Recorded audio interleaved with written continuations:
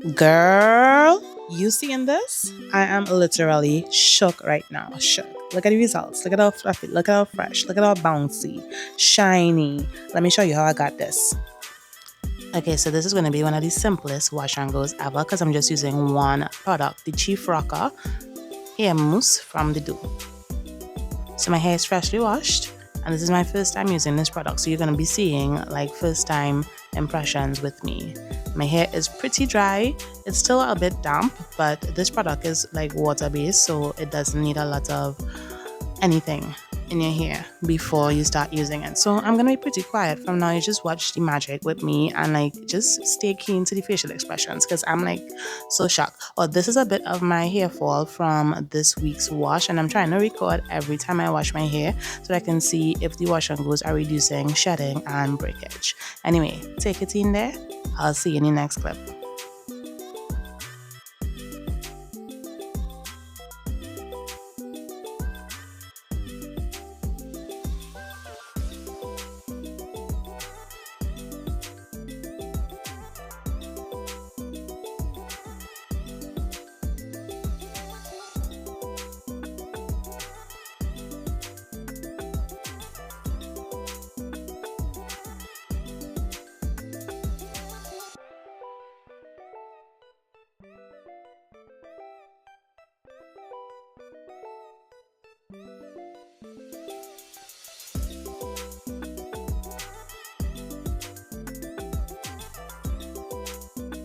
At this point, I'm trying to decide if I like this thing or not. It gave the definition. I had to, rake it through a little bit. I had to kind of work it. But as you can see, my hair did clump up. It is defined. It feels so light. It's like unreal. I've never had a wash and go so light before. If you're a type of girly, then you know that you always have to use a lot of gels and heavy creams in your hair to get it really defined. So this was nice.